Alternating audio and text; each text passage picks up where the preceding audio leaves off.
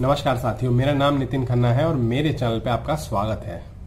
आज हम बात करेंगे the protection of women from domestic violence act की। अब इसमें हम दो बातें करेंगे। पहली बात कि यदि आप पे कोई घरेलू हिंसा करता है तो सरकार ने आपके बचाव के लिए और दोषियों को सजा दिलाने के लिए क्या क्या कानून बना रखे हैं, और दूसरी चीज, यदि आप पे किसी ने कोई झूठा केस फाइल कर दिया है तो आपके पास अपने बचने के लिए क्या क्या लीगल रेमेडीज हैं। अब आइए शुरुआत करते हैं वीडियो की। जो डोमेस्टिक वायलेंस का केस है वो सिर्फ एक फीमेल ही डाल सकती है, ये तो पहली बात हमें ध्यान में रखनी चाहिए। और फीमेल डालेगी किस पे? वो होंगे हस्बैंड या उसके रिलेटिव्स या उसके फैमिली मेंबर जिनके साथ वो किसी ना किसी पॉइंट ऑफ टाइम पे एक ही घर में रही हो, वो ये मुकदमा डाल सकती है। अब आप जो डोमेस्टिक वायलेंस का केस डालते हो वो चलता है मेट्रोपॉलिटन मैजिस्ट्रेट की कोर्ट में दिल्ली में, जो कि महिला कोर्ट होती है। अब जब ये फीमेल केस डालती है तो वो होती है कंप्लेनेंट, और वो जिस पे डालती है वो होते हैं रिस्पोंडेंट्स। अब इससे पहले हम आगे बढ़े, हमें पता होना चाहिए कि डोमेस्टिक वायलेंस है क्या है। डोमेस्टिक वायलेंस यानी घरेलू हिंसा, ये है क्या? एक्ट के हिसाब से इसमें क्या क्या कवर होता है। पहली चीज तो इसमें कवर होती है कोई आपको फिजिकली अब्यूज करता है, दूसरी चीज कोई सेक्सुअली अब्यूज करता है, तीसरी चीज कोई आपको वर्बली और इमोशनली अब्यूज करता है, चौथी चीज जो कि आपको कोई इकोनॉमिकली अब्यूज करता है, और पांचवी चीज यदि आपको कोई डॉरी के लिए हरास करता है। तो ये सारी चीजें इस एक्ट के हिसाब से डोमेस्टिक वायलेंस में ही कवर करी जाएंगी। अब यदि हम बात करें फिजिकल अब्यूज की तो उसमें क्या क्या कवर होता है। यदि कोई फिजिकल अब्यूज जो कि आपकी लाइफ को एंडेंजर करता है, आपकी हेल्थ को एंडेंजर करता है, या आपको कोई असॉल्ट करता है, आपको कोई धमकी देता है, या आपके अगेंस्ट क्रिमिनल फोर्स यूज करता है, तो वो सारे एक्ट फिजिकल अब्यूज में कवर होंगे। अब सेक्सुअल अब्यूज क्या है? कोई ऐसा सेक्सुअल एक्ट जो कि आपको डिग्रेड करता है, ह्यूमिलिएट करता है, या आपकी डिग्निटी को वॉयलेट करता है, वो सेक्सुअल अब्यूज में ही कवर होगा। अब यदि हम बात करें वर्बल और इमोशनल अब्यूज की, तो अगर आपको कोई इंसल्ट करता है, ह्यूमिलिएट करता है और गंदे नामों से बुलाता है आपको, या आपको बच्चा ना पैदा करना या मेल चाइल्ड ना पैदा होने की वजह से कोई बार बार आपको ताने मारता है, या आपको बार बार मारने की धमकी देता है, तो वो वर्बल और इमोशनल अब्यूज के अंदर ही कवर होगा। अब इकोनॉमिक अब्यूज क्या है? यदि आपके कोई फाइनेंशियल रिसोर्सेज से आपको कोई वंचित करा रहा हो, वो इकोनॉमिक अब्यूज के अंदर कवर होगा। दूसरी चीज, यदि आपका कोई स्त्री धन है आपका और आपको यूज नहीं करने दे रहा हो, आपको लेने ना दिया जा रहा हो, वो भी इकोनॉमिक अब्यूज होगा। कोई प्रॉपर्टी है आपके नाम पे, या तो आप उसके पूरे मालिक हो या आपके जॉइंट नेम पे है, वो आपको नहीं आपके हिसाब से यूज करने दी जा रही, वो भी इकोनॉमिक अब्यूज में ही कवर होगा। कोई आपके हाउस होल्ड गुड्स हैं, चाहे मूवेबल हो इमूवेबल हो कैसे भी हो, अगर उनको कोई बेच रहा है, और यदि आपके नाम पे कोई शेयर्स हैं, बॉन्ड्स हैं, उनको भी कोई फोर्सफुली बेच रहा है, जबरदस्ती आप पे प्रेशर बना रहा है, वो भी इकोनॉमिक अब्यूज में ही कवर होगा। और पांचवी बात, यदि आप पे कोई काम पे, आपके वर्क प्लेस पे जाने आने से कोई आपको रोक रहा है, डिस्टर्ब कर रहा है, या आपको वहां आके परेशान कर रहा है, तो वो भी इकोनॉमिक अब्यूज में ही कवर होगा। अब बात करते हैं प्रोटेक्शन ऑफिसर्स की। इस एक्ट के अंदर प्रोटेक्शन ऑफिसर्स का भी प्रोविजन है जो सरकार द्वारा अपॉइंटेड होते हैं। अब आप जब कोर्ट में केस फाइल करते हैं और कोर्ट समनिंग का ऑर्डर करती है रिस्पोंडेंट्स को, तो एक कॉपी आपने इन प्रोटेक्शन ऑफिसर्स को भी अपने केस की सप्लाई करनी होती है। वो प्रोटेक्शन ऑफिसर्स जो हैं आपसे बात करते हैं, आपकी समस्याओं को सुनते हैं, समझते हैं, और फिर अपने लेवल पे वो एक डोमेस्टिक इंसिडेंट रिपोर्ट बनाते हैं कि आपके साथ क्या क्या हुआ, और वो डोमेस्टिक इंसिडेंट रिपोर्ट वो कोर्ट में भी फाइल करते हैं। अब यदि आप केस के दौरान भी आपके साथ कोई ऐसा इंसिडेंट होता है, या आपको आशंका होती है कि डोमेस्टिक वायलेंस हो सकता है, तो भी आप इन प्रोटेक्शन ऑफिसर्स को इन्फॉर्म करते हैं, और फिर ये प्रोटेक्शन ऑफिसर्स अकॉर्डिंगली एक्ट करते हैं। अब जब आप कोर्ट में केस फाइल करते हैं, यूजुअली सेक्शन 12 में होता है, तो आप बाकी रिलीफ जो कि मेंटेनेंस का, शेयर्ड हाउस होल्ड का, कि आप पे इंसिडेंट्स जो है डोमेस्टिक वायलेंस के और फर्दर ना किए जाएं, उसके साथ साथ आप कंपनसेशन या डैमेजेस का भी केस डाल सकते हैं, आप प्रेयर कर सकते हैं कोर्ट में एक ही केस के अंदर। और जब वो कोर्ट ऑर्डर पास करती है सारे, तो जो डोमेस्टिक इंसिडेंट रिपोर्ट होती है प्रोटेक्शन ऑफिसर की फाइल करी हुई, उसको भी कोर्ट कंसिडर करती है। अब यदि आपको लगता है कि आपके साथ कोई सेक्सुअल ऑफेंस हुआ है, सेक्सुअल अब्यूज हुआ है, जिसकी आप कोर्ट में गवाही देना चाहते हैं और आप भीड़ में गवाही देने से हिचकते हैं कि पूरी कोर्ट में जो लोग हैं वो क्या सोचेंगे, तो इस एक्ट के अंदर इन कैमरा प्रोसीडिंग्स का भी प्रोविजन है। इन कैमरा प्रोसीडिंग्स मतलब कि कोर्ट एम्पावर्ड है कि वो विक्टिम यानी आप और जिस पे आपने मुकदमा डाला है वो कुछ एक रेलिवेंट इंपॉर्टेंट कोर्ट स्टाफ जो काम करने के लिए जरूरी है, बाकी सबको कोर्ट से बाहर जाने की रिक्वेस्ट कर सकती हैं और कोर्ट में और कोई भी नहीं होगा आप लोगों के अलावा। ऐसे ये प्रोसीडिंग्स चलेंगे। अब यदि बात करें आपके रेजिडेंस की, शेयर्ड हाउस होल्ड की, तो इस एक्ट में जो सेक्शन 17 का प्रोविजन है उसके हिसाब से आपको आपके शेयर्ड हाउस होल्ड में यानी आपके ससुराल में जहां पर रहते थे उससे कोई आपको जबरदस्ती बाहर नहीं निकाल सकता। अब आप जब ये पिटीशन कोर्ट में केस अपना फाइल करते हैं तो जो कोर्ट है वो जिस पे आपने केस फाइल किया हुआ है, जो कि रिस्पोंडेंट है, उनके खिलाफ ये ऑर्डर कर सकती हैं कि वो इंसान आपके अगेंस्ट कोई भी एक्ट ऑफ डोमेस्टिक वायलेंस नहीं करेंगे। दूसरी चीज, और भी किसी को उकसाएंगे नहीं कि आपके अगेंस्ट कोई डोमेस्टिक वायलेंस का एक्ट किया जाए। तीसरी चीज कि वो आदमी आपके एम्प्लॉयमेंट यानी आपके वर्क प्लेस पे जाके आपसे मिले, आपसे बात करने की कोशिश करे, आपको तंग करने की कोशिश करे या किसी भी तरह का आपसे कोई भी कम्युनिकेशन करे। ये भी ऑर्डर कर सकती हैं कि आपके एसेट्स को ना बेचा जाए, आपके स्त्री धन को ना बेचा जाए, डिस्पोज ऑफ किया जाए, या आपके कोई भी रिश्तेदार जो आपका है अगर उसको कोई परेशान कर रहा है तो वो भी परेशान करना बंद कर दिया जाए। अब आप कोर्ट से रेजिडेंस ऑर्डर्स की भी प्रेयर कर सकती हैं। रेजिडेंस ऑर्डर में जो कोर्ट आपको ऑर्डर्स ग्रांट कर सकती हैं वो उनमें से कुछ ऑर्डर ये है कि आपको कोई फोर्सफुली यानी कि जबरदस्ती उस घर से जबरदस्ती कोई भी बाहर ना निकाले, या आप जिस कमरे में रह रही हैं उस कमरे में आपने जिन पे केस डाला हुआ है वो उस कमरे के अंदर एंटर ना कर सकते हैं, या उनके रिश्तेदार भी उस कमरे में नहीं आ सकते।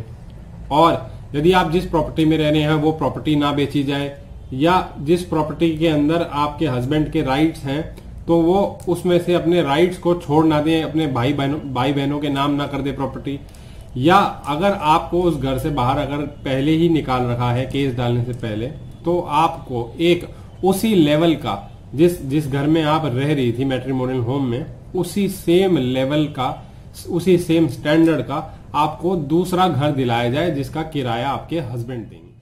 अब बात करेंगे हम मॉनेटरी रिलीफ्स की, यानी पैसे के रिलेशन में रिलीफ्स की, जो कोर्ट ग्रांट कर देती है आपकी एप्लीकेशन पे। अगर कोर्ट को लगता है कि ये ग्रांट कर देनी चाहिए, केस जेन्युइन है, तो कोर्ट आपको एक्सपेंसेस दिला सकती है, आपके जो खर्चे हुए हैं वो आपको दिलवा सकती है। और दूसरी चीज जो कोर्ट दिलवा सकती है आपको वो होते हैं आपके मेडिकल एक्सपेंसेस। अगर आपको कोई ट्रीटमेंट चल रहा है, आपका किसी चीज का इलाज चल रहा है, या रिस्पोंडेंट की वजह से आपको कोई इंजरी कॉज हुई है, तो कोर्ट आपको मेडिकल एक्सपेंसेस भी दिलाती है। कोई आपको लॉस ऑफ अर्निंग हुआ है रिस्पोंडेंट जिस पर आपने केस डाला है उसके एक्ट से, तो वो लॉस ऑफ अर्निंग भी कोर्ट आपका कंपनसेट करवाती है, दिलवाती है।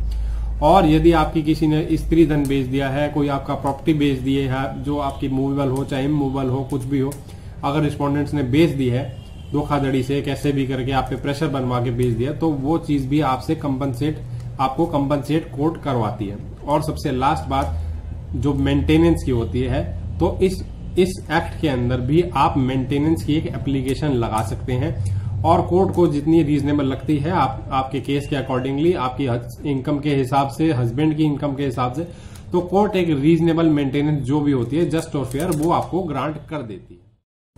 इस एक्ट के अंदर कोर्ट जो है कस्टडी ऑर्डर्स भी पास कर सकती है। यदि आपका कोई बच्चा है और वो आपको उससे नहीं मिलने दिया जा रहा है, फोर्सफुली हस्बैंड या उनके रिलेटिव जो है अपने पास रख रहे हैं, तो कोर्ट ऑर्डर कर सकती है कि आपका बच्चा आपकी कस्टडी में वापस आपको दिया जाए। और यदि अगर कोई रिलेटिव एप्लीकेशन लगाते हैं हस्बैंड या हस्बैंड के रिलेटिव कि हमें बच्चे से मिलने दिया जाए, तो कोर्ट अलाउ कर सकती है। लेकिन अगर कोर्ट को ये लगता है कि उनका ये मिलना बच्चे से ठीक नहीं है, बच्चे के लिए सेफ नहीं है, उसके इंटरेस्ट में नहीं है, तो कोर्ट वो चीज मना भी कर सकती है। तो अब ये बातें हुई कुछ उस पक्ष की जो ये केस डालते हैं। अब हम बात करेंगे उस पक्ष की जिस पे ये केस डाला गया है, उनकी क्या लीगल रेमेडीज हैं, उनके क्या राइट्स हैं।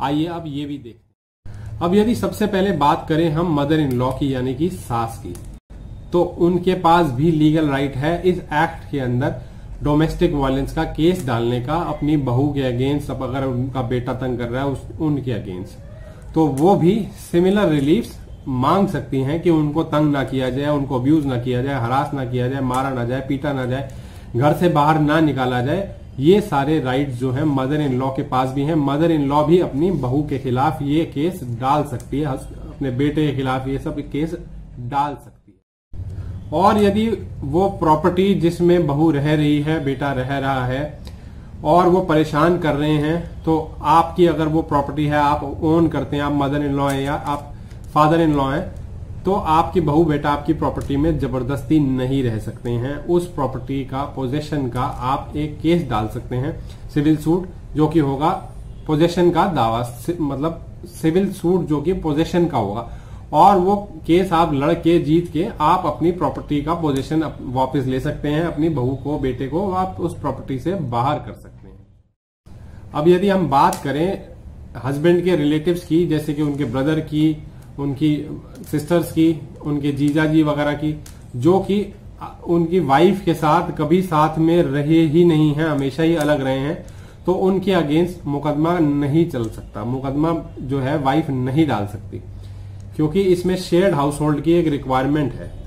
अगर यदि बहू ऐसा करती है, डाल देती है, आपके अगेंस्ट समन आ जाता है कोर्ट में, तो आप उस समन को चैलेंज कर सकते हो हायर कोर्ट में। और यदि कोर्ट को लगता है कि आपकी बात सच्ची है, तो आपको कोर्ट बरी कर सकती है, वो जो समनिंग का ऑर्डर है वो खत्म कर सकती है, फिर आपको वो मुकदमा नहीं फेस करना पड़ेगा। अब यदि हम बात करें मेंटेनेंस की, अगर वाइफ कमा रही है, अच्छा कमा रही है, हस्बैंड के बराबर कमा रही है, उनसे ज्यादा कमा रही है, हस्बैंड पे ड्यूटी ज्यादा है अपनी मेंटेन करने की, मदर की ड्यूटी है, फादर की ड्यूटी है, कोई और डिपेंडेंट है ऐसा जिसपे ड्यूटी है, तो उस केस में वाइफ या तो मेंटेनेंस नहीं ले सकती या मेंटेनेंस का अमाउंट बहुत कम हो जाएगा।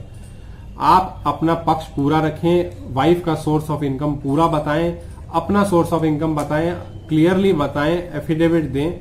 और यदि कोर्ट को लगता है कि वाइफ एंटाइटल्ड नहीं है मेंटेनेंस के लिए इस केस के अंदर, तो वो मेंटेनेंस एप्लीकेशन कोर्ट डिसमिस कर सकती है। या मेंटेनेंस अगर कोर्ट को लगता है कि वो भी कमा रही है और बहुत थोड़ा ही अमाउंट मिलना चाहिए, तो वो एप्लीकेशन में बहुत थोड़ा ही अमाउंट कोर्ट ग्रांट करेगी। अब यदि बात करें, आपको आशंका है कि आपकी वाइफ या आपकी बहू आपके अगेंस्ट कोई झूठी एलिगेशन लगा सकती है, कोई आपको तंग करती है, आप ही को अब्यूज करती है, तो आप भी अपनी लीगल रेमेडीज का इस्तेमाल कर सकते हैं। आप थाने में जाके एक कंप्लेंट अकॉर्डिंगली जो आपके साथ हुआ है या जो आपको आशंका है, वो आप एक रिपोर्ट थाने में लिख के प्रिकॉशनरी दे सकते हैं, जिससे कल को आपके अगेंस्ट अगर कोई केस फाइल होता है, झूठा केस फाइल होता है, तो आप उसको अपने डिफेंस में, अपने एविडेंस में आप वो चीज प्रूव कर सकेंगे, वो रिपोर्ट आपके काम आएगी।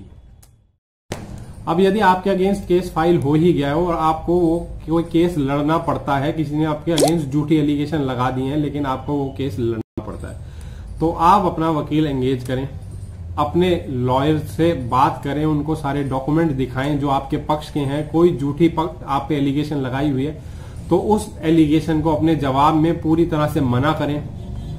जो कंप्लेनेंट जिसने केस डाला है, जब वो गवाही देने आएगी, उसका अच्छे से क्रॉस एग्जामिनेशन करें, उसको बताएं कि आपने जो ये बातें बोली हैं झूठ बोली हैं, अपने पक्ष की सारी बातें रखें और फिर बहस करके मुकदमा जीतने की कोशिश करें। ये आपका राइट है, इस चीज को आप ध्यान से करेंगे और अगर आप सच्चे होंगे, आपका पक्ष मजबूत होगा, तो कंप्लेनेंट का वो केस डिसमिस होगा, आप बाइज्जत बरी होंगे। ये आपका एक राइट है। और सबसे बड़ी बात, अगर आपकी वाइफ आप पे ऐसी झूठी कोई एलिगेशंस लगा देती है, आप पे झूठा केस फाइल कर देती है, जिससे कि आप मेंटली हरास होते हैं, परेशान होते हैं और आपकी समाज में एक बेइज्जती होती है या आपको लगता है कि मैं ह्यूमिलिएट हुआ हूं, तो उन झूठी एलिगेशंस के बेसिस पे आप मेंटल क्रुएलिटी यानी मानसिक प्रताड़ना के बेस पे एक डाइवोर्स का मुकदमा अपनी वाइफ से आप डाल सकते हैं, वाइफ से डाइवोर्स ले सकते हैं। आप वो एलिगेशंस को प्रूव करने में जब आप प्रूव कर देते हैं, तो कोर्ट उस ग्राउंड पे आपको मेंटल क्रुएल्टी के ग्राउंड पे डाइवोर्स भी ग्रांट कर देती है। आखिरी बात करेंगे डैमेजेस की। अगर आप पे कोई झूठा केस बनाता है, आप पे फॉल्स एलिगेशन लगाता है, तो जब आप बरी हो जाते हैं तो वो ऑर्डर आप लेके आप डैमेजेस का मुकदमा डाल सकते हैं। जो आपको हरासमेंट कॉज हुई, मेंटल एगोनी, पेन कॉज हुई, उसके एवज में आप उस पर्सन के अगेंस्ट में जिसने आप पे झूठा एलिगेशन लगाई थी, जिसने पे झूठा मुकदमा डाला था, तो उससे आप डैमेजेस लीगली रिकवरेबल आप सीख कर सकते हैं। कोर्ट को लगेगा कि हाँ ये आपको डैमेजेस मिलने चाहिए क्योंकि आप पे मेंटल पेन हुई, इंजरी हुई, आपकी ह्यूमिलेशन हुई, तो वो कोर्ट आपको ग्रांट कर देगी। आज का ये मेरा वीडियो इतना ही। जो ये मैंने वीडियो में आपको बताया, इसके अलावा भी आपके और बहुत सारे लीगल राइट्स हैं, रेमेडीज हैं, और यदि आप पे किसी ने झूठा मुकदमा बना दिया है तो आपके और बहुत सारे डिफेंसेस हैं। ये बातें आप अपने लॉयर को बताएं। जो कि सच सच आपके साथ हुआ है वो आपको, जो भी आपके लॉयर होंगे वो आपको प्रॉपर गाइड करेंगे। जो सच में आपके साथ हुआ है वो कुछ भी मिस ना हो जाए, वो सारी बातें लिख के, या जो भी झूठी बातें हैं उनको कैसे मना करना है, वो सारी बात प्रॉपर तरीके से, जो सच्चाई है वो बातें लिख के वो डिनाई करेंगे और अकॉर्डिंगली एक्ट करेंगे। और यदि कोर्ट को लगता होगा कि आपकी बात जेन्युइन है तो कोर्ट अकॉर्डिंगली फैसला सुनाएगी। अगर कोर्ट को लगता होगा कि आपका डिफेंस सच्चा है तो वो अकॉर्डिंगली केस आपका डिसमिस, ऑपोजिट पार्टी का डिसमिस कर देगी। तो आज का मेरा वीडियो इतना ही। अगर आपको ये मेरा वीडियो पसंद आया हो तो मेरे चैनल को सब्सक्राइब कीजिए, इस वीडियो को लाइक कीजिए और शेयर कीजिए। आपका